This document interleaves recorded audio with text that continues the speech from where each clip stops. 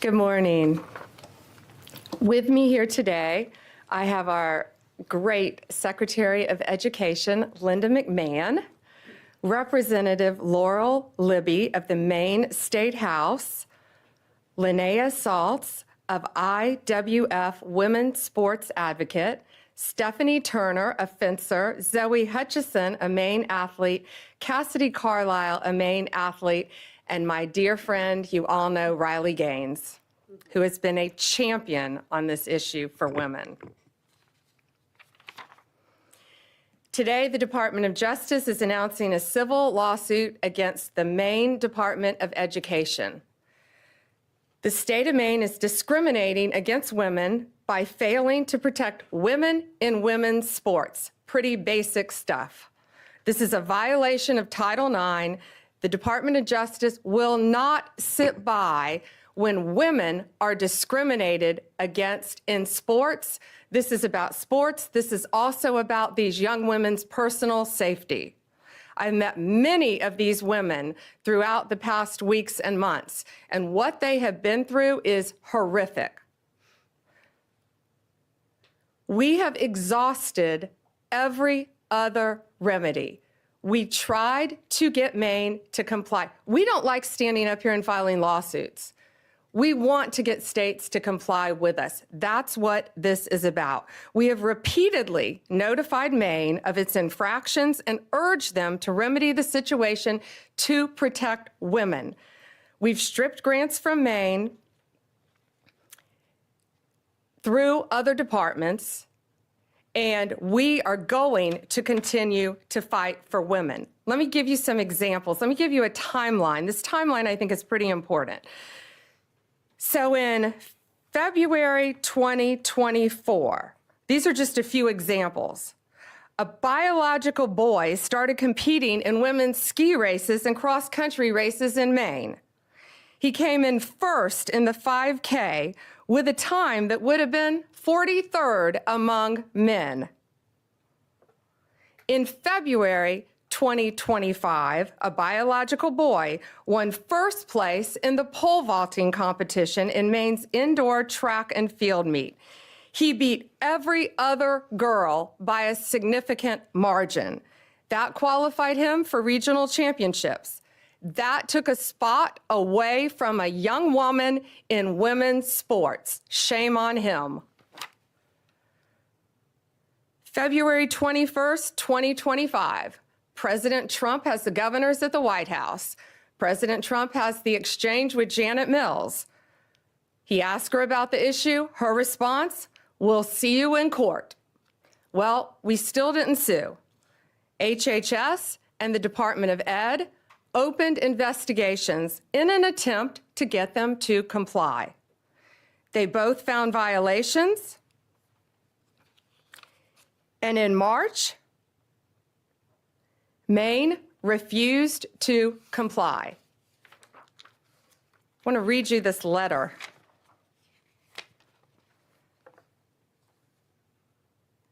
This is from the Maine Attorney General to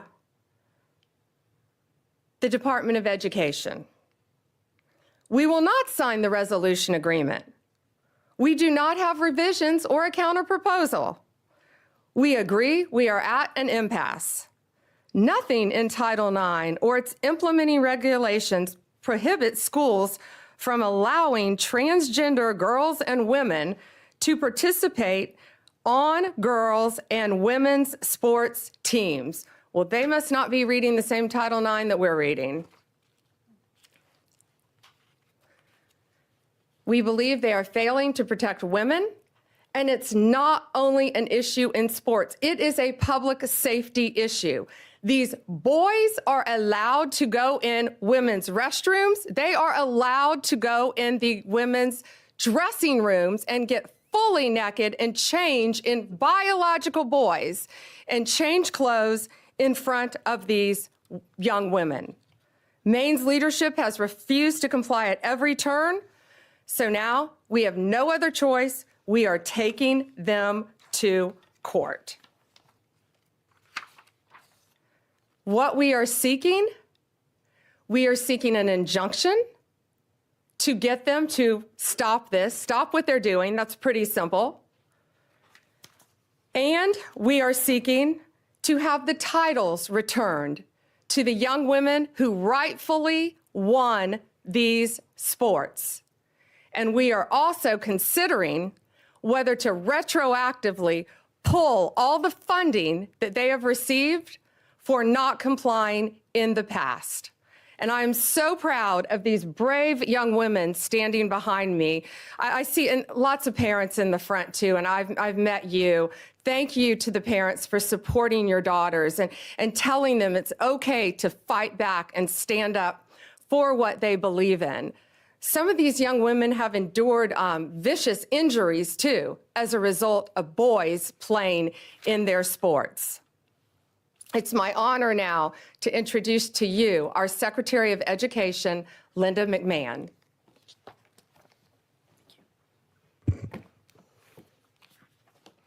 morning, everyone. I don't think our case could have been stated any better than it was just presented by our Attorney General, Pam Bondi. And I thank you very much for your participation this morning, and I will echo Attorney General's comments about how brave these women are, these young women. And of course, Riley Gaines has been a staunch advocate for the Title IX infractions, since she came on board. And we're so proud to have Riley out there as such a prominent spokesperson. So today we're announcing a weighty development in the Title IX investigation into the Maine Department of Education.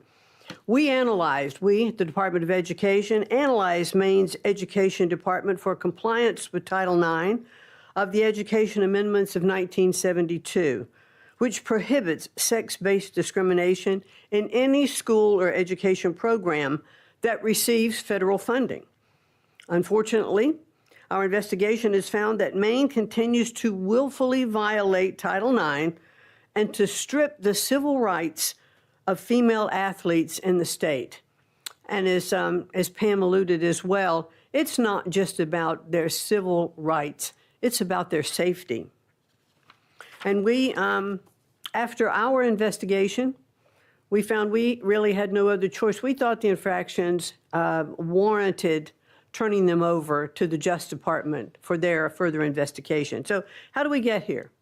On February 5th, President Trump signed the executive order keeping men out of women's sports, which directed all states and educational programs receiving federal funds to cease the practice of allowing males to compete in sports programs for women.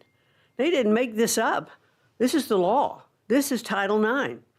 This executive order was aimed at protecting women like fencer Stephanie Turner or volleyball player Peyton McNabb from being injured and unfairly outmatched by male athletes.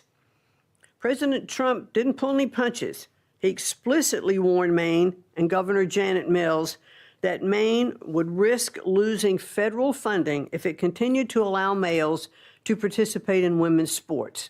Governor Mills chose to openly flout Title IX compliance, telling President Trump, and I'll repeat what the general said, "We'll see you in court," and obviously we are going to.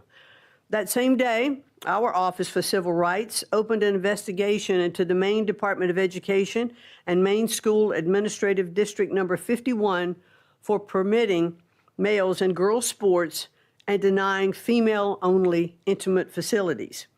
The department's investigation confirmed Maine's Title IX violations, and we offered Maine leaders multiple opportunities to change their policy and to protect women in sports, and they have refused. So now as DOJ begins their enforcement actions, I hope Governor Mills will recognize that her political feud with the president will deprive the students in her state of much more than the right to fair sporting events. After all, compliance with federal civil rights law is a universal prerequisite for receiving federal funding. The Trump administration could not be any clearer to all states, sports leagues, and educational institutions. We take the violations of women's civil rights very seriously. I have 3 granddaughters, and I want to make sure that they are treated fairly and that they aren't exposed, in dressing rooms. We want to make sure that if you open women's sports or intimate facilities to males, you expose yourself to federal civil rights investigations. Governor Mills will definitely get her wish. We thank you all for being here this morning. Look forward to seeing you later. Thank you, Secretary. I'd now like to introduce to you State Rep Laurel Libby from Maine, who has been a champion for these young women in the state of Maine. And thank you, Representative. Thank you, Attorney General Bondi. It's unfortunate that we have to be here today because Governor Mills and legislative Democrats, along with the Maine Principals Association, continue to persist in discriminating against Maine women and girls. They are out of alignment with 2/3 of Mainers who believe that biological males have no place in girls' sports. Earlier this week, MSAD 70 School Board voted unanimously to align with Title IX. They're in alignment with 2/3 of my fellow Mainers. And I would encourage other school boards throughout Maine, I would exhort you to speak up for Maine girls similarly and vote to align with Title IX. I thank you to the Trump administration and AG Bondi for taking action on behalf of our girls and helping to ensure a safe, fair, and level playing field in Maine. Thank you. President Trump, before he was elected, this has been a huge issue for him. Pretty simple. Girls play in girls' sports, boys play in boys' sports. Men play in men's sports, women play in women's sports. And he got to know a great young woman during that time named Riley Gaines, and we are all so proud and honored to have her here with us. Riley has been a champion nationally for this issue. Riley, please join us. Well, goodness gracious, it's an honor to be here, to stand beside, of course, Secretary McMahon, Attorney General Bondi, these amazingly brave athletes, Representative Libby. But truthfully, I'm frustrated. I'm frustrated that we have to be here, that we as women have to stand before you all on national television demanding equal opportunities, demanding privacy in areas of undressing, demanding safety in our sports. Amazing to me that we are still here fighting this fight, that the Democratic Party has really doubled down, tripled down, quadrupled down on their ridiculous stance, but that's exactly what they've done. Let me tell you what sports has done in my life. Of course, in terms of athletic achievement, I very proudly finished my career as a 12-time NCAA All-American, a 5-time SEC champion, actually the SEC record holder in the 200 butterfly, making me one of the fastest Americans of all time, a 2-time Olympic trial qualifier, SEC Scholar Athlete of the Year, SEC Community Service Leader of the Year. The list goes on, but again, just to really reiterate, it's a lifelong journey. It's how I met my husband. It's what gave me my lifelong friends. It taught me how to be a leader. It taught me how to set goals and work to achieve those goals.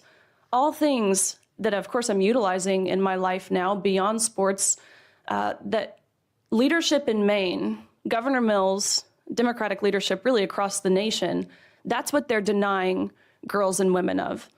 I'm sure you guys saw the clips and the visuals that surfaced following President Trump's executive order signing of this EO, barring men from participating in women's sports within any educational program that receives federal funding.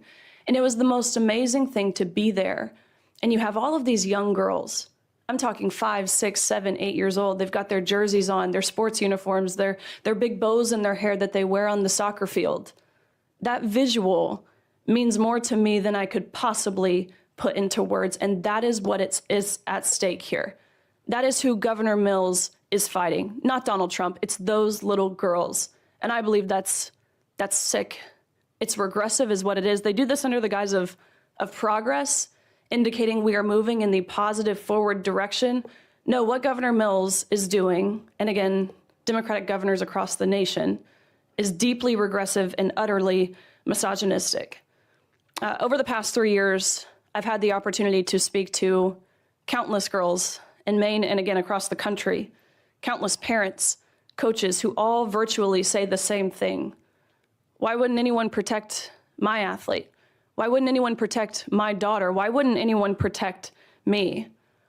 I've talked to girls who have lost roster spots, of course, podium finishes. I've talked to girls who have been exploited and simultaneously exposed to naked men in intimate areas of undressing. I've talked to girls who have been severely injured in their sports due to a male player on the opposing team. For crying out loud, we have a female representative from Maine, Laura Libby, you just heard from her.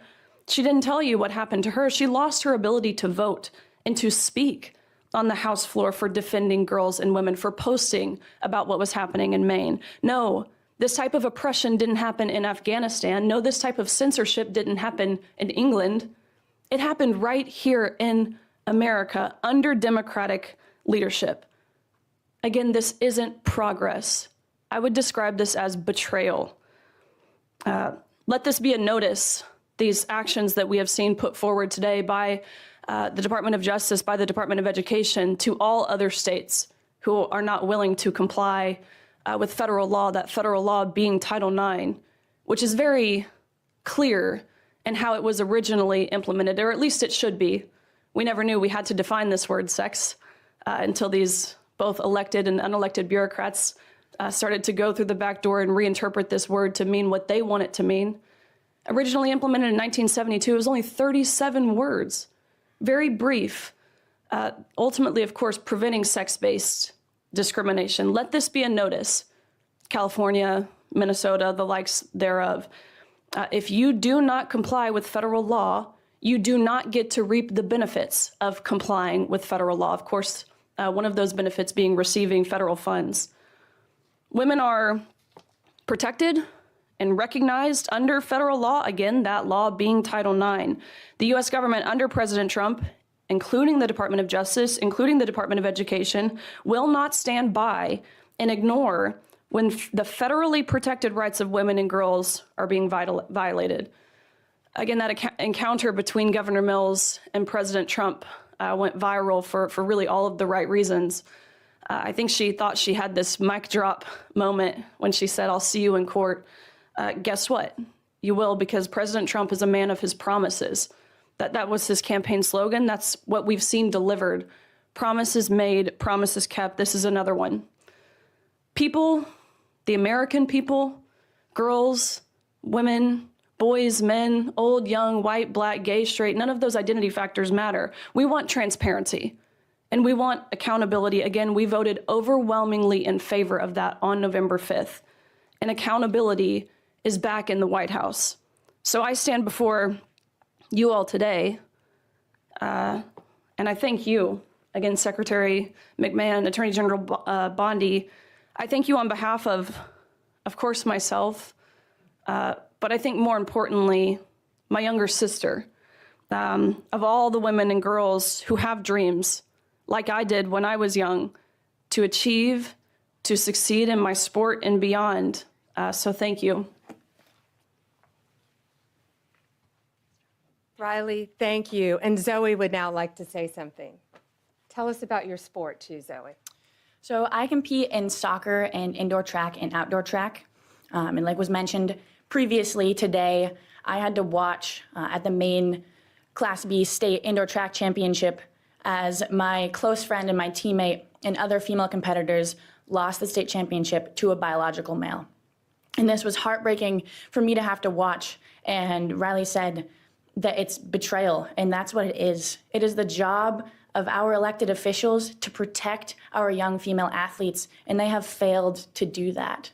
We walk into sports expecting to have a level playing field, and to walk into the state championship to see a biological male there and to lose to a biological male, that's betrayal. And so I am extremely grateful to AG Bondy for standing up for us when our elected officials aren't doing that. And on behalf of the girl athletes in Maine, I just want to say thank you all, and I look forward to having a level playing field back after this fight. So thank you. And Cassidy wants to say a few words. My first experience was when I was 13 years old. I was going to change for gym, and I walked into the locker room, and there was a biological male there. From that point on, my junior year, I competed in Nordic skiing and lost to a biological male numerous of times. I am fighting this fight for generations to come. And the fact that our governor can look the women of our state in the eyes and say, I'm not going to fight for you, is heartbreaking, and it's betrayal, like Riley said. I just want to thank all these women standing behind me and President Trump for fighting for us, because even though my own governor isn't fighting for me, I know there are people out there fighting for me. Thank you, Cassidy. It takes a lot for these young women to be standing up here saying this too. And again, I'm looking at their amazing parents in the front row who have supported them, who I've gotten to know, who are protecting them every step of the way and telling them that they have a voice to stand up for themselves and future generations of young women to come and many athletes. Gates, should we take some questions? Yeah, absolutely. Questions? Mary Margaret, Daily Wire. Thank you, Attorney General Bondi. I wanted to ask if there's other states that you're focused on. Which ones are next for these types of abuses, including men and women's prisons? Well, first we're looking at, for this, we're looking at Minnesota, we're looking at California, we're looking at many, many states, but they are the top two that should be on notice because we've been communicating with them. And just like Maine, we're not going out there, we don't want to be suing people, we want them to comply with the law. And that's what we're doing. We have given them opportunity, Maine, an opportunity over and over again. The Department of Education, HHS, they went and sat down with them in person, multiple meetings, and got nowhere. So now this is where we are because they refuse to protect young women in their state. So yes, Minnesota, California, multiple states. As far as prisons, had nothing to do with Title IX. We took away funding from Maine as well. We decided to go a different direction in our grants because we saw one reason they allowed a 6'1", 245 giant man who had violently, no murders, nice, but he had violently murdered his parents with a knife and the family dog, serving life in prison, and he chose to identify as a woman. So guess where he's being housed? In a female prison in Maine. So therefore, my office, we don't want to give any more money to the Department of Corrections in Maine if that's how they're going to act. We're going a different direction in our funding. Sadie with the Journal. Hi there. So Maine's governor yesterday said there were maybe at most 2 trans athletes in Maine schools right now. I just was hoping you could talk a little bit about the sort of amount of federal resources that you're putting into this and why that's worth it given the small impact in Maine. And I have a second off-topic question too. Given that it has some of the same elements as the fire bombings of Tesla dealerships that you've charged federally and called domestic terrorism, I'm wondering if you would say the arson at Pennsylvania Governor Josh Shapiro's house would also be domestic terrorism and something you would investigate federally, and if not, what constitutes domestic terrorism? Okay, so first the on-topic question about the, I haven't heard Janet Mills' comment.